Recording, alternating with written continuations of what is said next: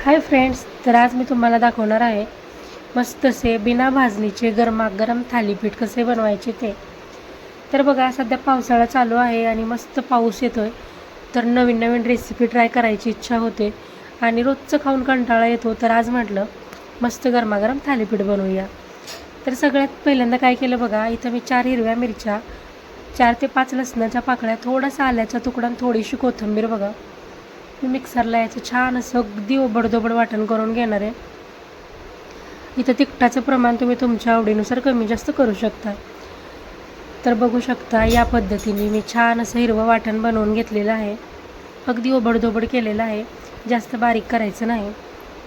तर बघा, इथं मी बघा 2 वाटी इतकं ज्वारीचं पीठ, 1 वाटी गव्हाचं पीठ, त्याचसोबत अर्धी वाटी बेसन पीठ आणि त्याचसोबत अर्धी वाटीपेक्षाही थोडंसं कमी बघा मी तांदळाचं पीठ घेतलेलं आहे. ही सगळी पिठं मी छान अशी एकत्रच चाळून घेतलेली आहेत बघा. आता त्यानंतर यामध्ये बघा आपण जे वाटण करून घेतलं आहे ते वाटण यामध्ये घालायचं आणि त्याचसोबत बघा इथं मी एक मोठ्या आकाराचा कांदा अगदी बारीक कट करून घेतलेला आहे बघा. तो कांदासुद्धा मी इथं घालते आहे, बघू शकताय. कांदा तुम्हाला आवडत असेल तर घाला किंवा नाही घातलं तरीही चालेल. त्यानंतर वरतून थोडीशी बघा कट केलेली मी कोथिंबीर घालते आहे. त्यानंतर बघा 1 चमचा इतकी मी हळद घातलेली आहे. वरतून थोडंसं लाल तिखट घातलं आहे. ऑलरेडी हिरवी मिरची वापरली आहे, त्या अंदाजाने इथं तिखट घाला. त्यानंतर बघा चवीपुरतं मीठ आणि वरतून बघा थोडेसे मी पांढरे तीळ घालते आहे. पांढरे तीळ घातल्यामुळे बघा आपलं जे थालीपीठ आहे ते खायला खरंच खूप छान लागतं. त्यामुळं शक्य असल्यास पांढरे तीळ घालाच. आणि वरतून बघा थोडासा मी ओवा घेतलेला आहे. ओवा मी हाताने क्रश करून घालते आहे.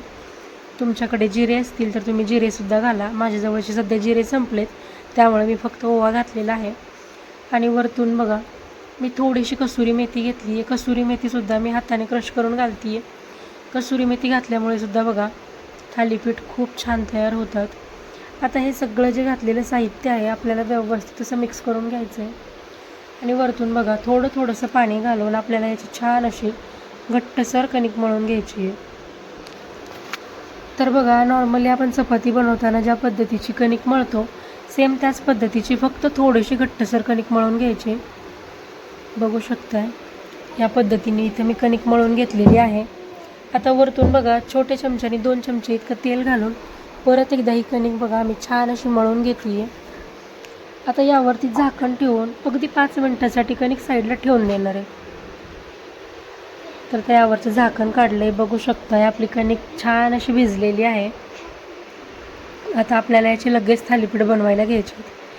तर थालीपीठ बनवण्यासाठी बघा इथं मी एका भांड्यामध्ये थोडंसं पाणी काढून घेते आहे, कारण थालीपीठ बनवताना आपल्याला पाणीसुद्धा लागणार आहे.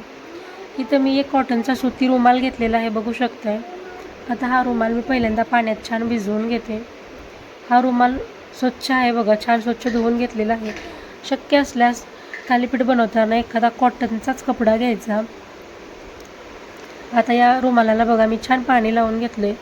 वरतून थोडासा कणकेचा गोळा घेतलेला आहे बघा. आणि बघा आपल्या हाताला थोडंसं पाणी लावून घ्यायचं. पाणी लावूनच आपल्याला बघा हे थालीपीठ छान असं हाताने पसरवून घ्यायचं आहे, बघू शकताय. तुम्ही व्हिडिओमध्ये बघू शकता मी ज्या पद्धतीने थालीपीठ बनवून घेते आहे सेम त्याच पद्धतीने तुम्हीसुद्धा थालीपीठ बनवून घ्या. मी थोडंसं पाणी लावून बघा छान थालीपीठ पसरवून घेतलेलं आहे. त्यानंतर बघा इथं मी हाताच्या साहाय्याने बघा या थालीपीठला छान असे होल पाडून घेते. तर या थालीपीठला होल पाडून घेतल्यामुळं काय होतं, आपलं जे थालीपीठ आहे ते व्यवस्थित असं भाजलं जातं बघा. इथं ऑलरेडी मी गॅसवरती तवा गरम करायला ठेवलेला होता. आता तव्याला बघा मी थोडंसं तेल लावून घेते आणि बघा अगदी हलक्या हाताने आपल्याला हे थालीपीठ तव्यावरती छान असं पसरवून घ्यायचं आहे. इथं व्हिडिओमध्ये बघू शकता अगदी सेम त्या पद्धतीने इथं थालीपीठ तव्यावरती पसरवून घ्या. त्यानंतर बघा इथं मी छान असं तेल लावून घेते. इथं जे होल पाडलेले आहेत त्या होलवरती सुद्धा छान असं तेल पसरवून घ्यायचं. त्यामुळं काय होतं, थालीपीठ दोन्ही साईडनी छान असं खरपूस भाजलं जातं बघा. आता यावरती मी झाकण ठेवून अगदी 2 मिनटासाठी याला छान असं वाफवून घेतलं. त्यानंतर यावरती झाकण काढलं आणि लगेच बघा हे थालीपीठ मी दुसऱ्या साईडने सुद्धा पलटवून घेतलं आहे, बघू शकताय. आता बघा आपल्याला हे थालीपीठ दोन्ही साईडनी छान असं पलटून पलटून घेत बघा दोन्ही साईडनी मस्त खरपूस भाजून घ्यायचं आहे. कारण थालीपीठ जितकं खरपूस भाजलं जाईल तितकंच ते चवीला छान लागतं बघा. बघू शकताय या पद्धतीने मी मस्त असं थालीपीठ भाजून घेतलेलं आहे. आता मी हे एक साईडला काढून घेते आणि सेम त्याच पद्धतीने मी दुसरंसुद्धा थालीपीठ बनवते आहे बघा. रुमालाला छान असं मी पाणी लावून घेतलं आहे, मस्त कणकेचा गोळा घेतला. सेम त्याच पद्धतीने बघा थोडंसं पाणी हाताला लावून थालीपीठ छान असं पसरवून घेते आहे. बघू शकता मस्त थालीपीठ पसरवून घेतलं आहे. सेम त्याच पद्धतीने बघा थालीपीठला छान असे होल पाडून घेतलेले आहेत. आणि वरतून बघा इथं मी थोडेसे पांढरे तीळसुद्धा लावते आहे. त्यामुळे सुद्धा थालीपीठ बघा दिसायला तर जितकं सुंदर दिसतं त्यापेक्षासुद्धा चवीला खूप छान लागतं. ऑलरेडी आपण कणिक मळून घेताना पांढरे तीळ वापरलेले आहेत, तरीसुद्धा मी वरतूनसुद्धा थोडेसे तीळ लावून घेते आहे बघा.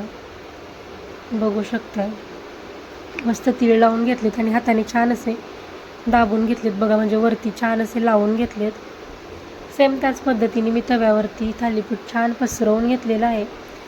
मस्त होलवरती बघा छान असं तेल सोडून घेते आहे आणि यावरती झाकण ठेवून परत एकदा अगदी 2 मिनटासाठी याला बघा झाकण ठेवून घेतलेलं आहे.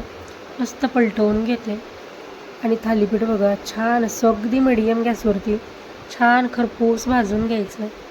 बघू शकताय किती मस्त असं आपलं थालीपीठ दिसायला लागलेलं आहे.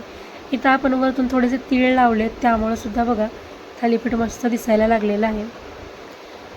इथं आपले सगळे थालीपीठ बनवून तयार आहेत. इथं मी थालीपीठ बघा एका प्लेटमध्ये काढून दाखवते तुम्हाला.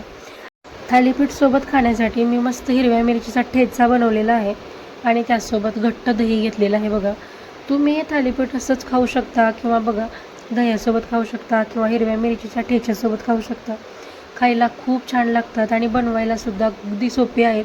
भाजणी वगैरे करायची अजिबात गरज नाही. या पद्धतीने झटपट आणि चवीला अप्रतिम असे थालीपीठ बनवून तयार होतात. तर तुम्हीसुद्धा या पद्धतीने गरमागरम थालीपीठ किंवा धपाटे म्हणू शकता तुम्ही याला, तुम्ही बनवून बघा. बनवायला जितके सोपे आहेत तितकेच खायला खूप छान लागतात बघा. तुम्हाला व्हिडिओ आवडला असेल तर व्हिडिओला लाईक करा, शेअर करा आणि अशाच पद्धतीचे नवनवीन व्हिडिओ पाहण्यासाठी आपल्या चॅनेलला नक्की सबस्क्राईब करून घ्या. आणि तुम्ही ही रेसिपी घरी नक्की ट्राय करा आणि कशी झाली ते सुद्धा मला कमेंटमध्ये सांगा. चला तर मग भेटूया परत एकदा नवीन व्हिडिओमध्ये. तोपर्यंत बाय बाय.